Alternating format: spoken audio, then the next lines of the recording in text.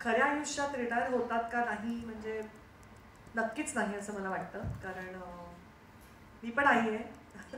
मला आता 32 वर्षाचा मुलगा आहे. पण कसं असतं मला वाटतं आई ही त्या मुलांनी घेतलेल्या पहिल्या श्वासापासून ते ती आयुष्यात घेतले त्या शेवटच्या श्वासापर्यंत ती आईच असते. ती रिटायर होऊ शकत. आता बाबांचं पॉइंट ऑफ व्ह्यू आई आणि बाबांनी एक माईक शेअर केला तरी चालेल. नाही, मला असं वाटतं की थोडंसं वेगळं एक मालिका सांगू इच्छिते असं मला वाटतं.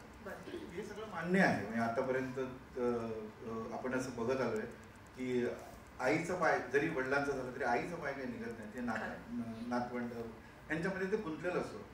या मालिकेत यशवंत किल्लेदार आहे, तो जरा पुढचं स्टेटमेंट करतो. तो असं म्हणतो की ठीक आहे ना, आपण इतकी वर्ष काढली ना आता आपण, तर आता आपण निवांतपणे यांचा यांना करू दे की मुंबईत राहू दे, ते करतील त्यांचा संसार, आपण दोघं जाऊया आणि आपण निवांतपणा जो आपला मिसिंग होता इतके वर्षाचा त्या दबडग्यामध्ये शहराच्या, ते नको. आता आपण शांतपणे राहूया. त्याच्या पुढे जाऊन जेव्हा रिटायरमेंटचे पैसे मिळतात तेव्हा तो धाडसाने बायकोला सांगतो की आपण जेव्हा पैसे कमवले तेव्हा आपण एकत्र आपल्याला राहता आलं नसेल, पण आता हे पैसे उपभोगताना आपण सतत बरोबर राहील. आता हा जरा मला थोडासा पुढचा वेगळा म्हणजे कुठल्याही मालिकेत मी अजून असं बघितलेलं नाहीये की ते आता वेगळं राहायचं बघतो. म्हणजे सुना वेगळं राहायचं बघतात, त्यांचं लग्न होतं, न्यूक्लिअर फॅमिली, सुनेला एखादी आवडते आणि ती मुलाला बाजूला नेते वगैरे, हे सगळं आई बाबा ठरवत आहेत की बस आता संपलं, आता आपण गावी निवांतपणे राहूया. हे जरा मला आजचा थॉट वाटतो. खरं तर कोणतीही मालिका घेताना ना आधी तो विचार जो मालिकेमध्ये गुंफलेला आहे हा आपल्याला स्वतःला पटायला हवा, तेव्हाच आपण ते पात्र उभं करू शकतो. हा विचार पटणं किती महत्वाचं आहे. कारण आई आणि बाबा रिटायर होत आहेत हे आपण म्हणजे आत्ताची पिढी म्हणेल अशक्य, पण खरंच तुमच्या दृष्टीने किंवा त्या पिढीच्या दृष्टीने जर पाहायला गेलं तर त्यांनाही गरज आहे की आरामाची.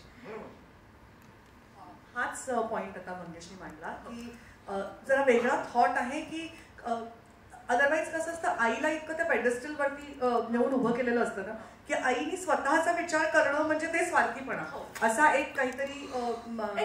आई ही श्यामच्या आईसारखीच असली पाहिजे, हे एक म्हणजे अधोरेखित कुठेतरी असं वाटतं कोणालाही. आई म्हणजे ती अशीच असली पाहिजे. आणि ह्यातली आई पण तशी आहे थोडी कुठेतरी. तिला असं वाटतं की तिला नवऱ्याला पण नाही दुःखी करायचं. हो, तिची ह्युमर हो जाऊया आपण करूया, आपण तसं तुम्ही म्हणताय तसं करूया. पण प्रत्येकाला काहीतरी कारण तरी मग आत्ता जरा हे झाल्यावर जाऊया, आत्ता मग जरा ते झाल्यावर जाऊया, नको आता तिची परीक्षा आहे, नको आता तिला जरा सेटल होते, नवीन जॉब आहे तिचा, नाही मुलीचा आता नवीन. सो तिचा पाय कुठेतरी अजूनही त्या मुलांमध्ये आणि इथल्या त्या घरामध्ये कुठेतरी असं अजून अडकलेला आहे. अगदी त्या यंत्रामध्ये पण अडकलेलं आहे. ती पण तिच्यासाठी एक व्यक्तीच आहे. तर घरातल्या प्रत्येक अगदी चमच्यामध्ये, भांड्यामध्ये, त्या अगदी मसाल्याच्या डब्यामध्ये पण असेल, तिचा जीव त्या सगळ्यात अडकलेला आहे. त्या व्यक्तींबरोबर त्या घरात तिचा जीव अडकलेला आहे. आणि जसं आधी म्हटलं तसं की त्यांना बाहेर पडायचंय आणि तोच त्या दोघांमधला, तसं त्या दोघांचं तर इतकं लोणच्यासारखं मुरलेलं नातं आहे ना, आता बोलावं लागत नाही. म्हणजे त्याच्या मनात विचार उमटले तर ते तिला कळतात. इतकं ते असं छान मुरलेलं नातं आहे दोघांचं. त्यामुळे त्याला दुखवायचं, तिला वाटतं जाऊया ना, मी कुठे तू म्हणते तुमचं स्वप्न नको जाऊया, पण थोडं थांब बाजू. ते थोड्याला कधीच एक लिमिट नाहीये, किती थोडं थांब माझं, आपण जाऊ नंतर, आपण जाऊ नंतर. अशा त्या दोघांच्या इतक्या करेक्ट काय म्हणूया आपण, खूप आयडेंटिफायबल व्यक्तिरेखा आहे.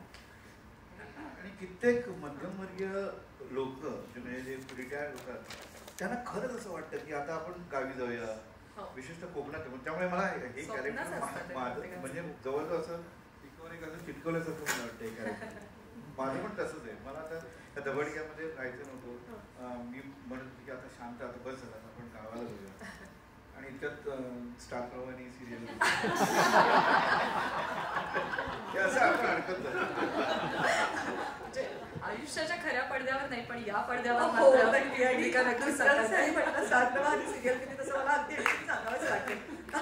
आमच्या एज ग्रुपची खूप खंत होती आतापर्यंत की कसं आता तुम्हाला आयुष्याची शिदोरी आहे तुमच्यापाशी. आता या सगळ्या भावना मी अनुभवलेल्या आहेत आणि त्या भावना अनुभवून मी आता एक अनुभवाने एक एनरिच झाले आहे आयुष्यामध्ये आणि तर टेक्निक पण थोडं थोडं कळायला लागलं की कसं आता आपल्याला काम करायचं काय थोडंसं माहिती आहे.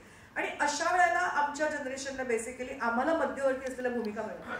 अशा वेळेला तुम्ही कोणाची तरी आई असता, कोणाचे तरी वडील असता आणि मध्यवर्ती दुसऱ्या भूमिका असतात.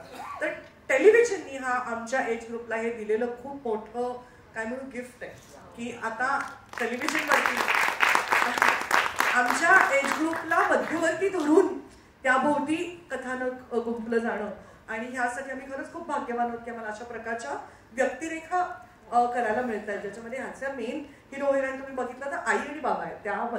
त्या मध्यवर्ती त्यांच्या भोवती सगळं कुटुंब गुंफलं गेलेलं आहे. आणि हे करण्यासाठी खरोखरच आणि इथे समोरच राजवाडे बसलेले आहेत, सतीश राजवाडे, त्यांनी मला काही म्हटल्यावरती मी त्यांना नाही म्हणू शकत नाही. आणि हा इतका सुंदर गोड रोल जो मला मिळालाय की मी त्यातल्या आईशी अगदी आयडेंटिफाय करू शकते. तिच्यातल्या काही गोष्टी का बाई अशी वागते असंही म्हणू शकते एक ऍक्ट्रेस म्हणून किंवा निवेदिता म्हणून. ऍट द सेम टाइम तिच्या काही नेहमी कुठलीही व्यक्तिरेखा त्या काहीतरी तुम्हाला स्वतःचं प्रतिबिंब पण त्याच्यात दिसत असतं आणि कधी कधी अजिबात त्याचे काही विचार तुम्हाला पटतही नसतात. जसे मला शुभा किल्लेदारचे काही विचार पटतही नाहीयेत आणि काही कुठेतरी मला निवेदिता म्हणून तिच्यामध्ये माझं प्रतिबिंबही दिसतंय. त्यामुळे एक असे खूप सहज जर आपण कोणाच्या घरात डोकावून बघितलं त्यांच्या घरात चाललेले संवाद आपल्या कानावरती पडावेत ना, इतके सहज सुंदर संवाद आहेत. खूप छान त्याची गोष्ट आहे जी दरेकरांची आणि आमचे आता लेखक इथे अवतरले आहेत. चिन्मय पांडलेकर त्यांनी अप्रतिम त्याचा स्क्रीन प्ले लिहिलेला आहे. स्वरात मोकाशी यांनी डायलॉग्स पण इतके सहज सुंदर आहेत ना, मला करायला त्यामुळे खूप मजा येते, खूप एन्जॉय करतो. आणि अशी मस्त आमच्याबरोबर तगडी आमची मुलं आहेत स्टारकास्ट आणि आमची निर्माती बनवा जी अतिशय हिरिरीने तिकडे उभी असते. प्रत्येक गोष्टीमध्ये तिचं कायम लक्ष असतं. तशी खूप ना एक अशी मस्त टीम जमली आहे. आणि नुसती इथे नाही, हे टीम वर्कच आहे.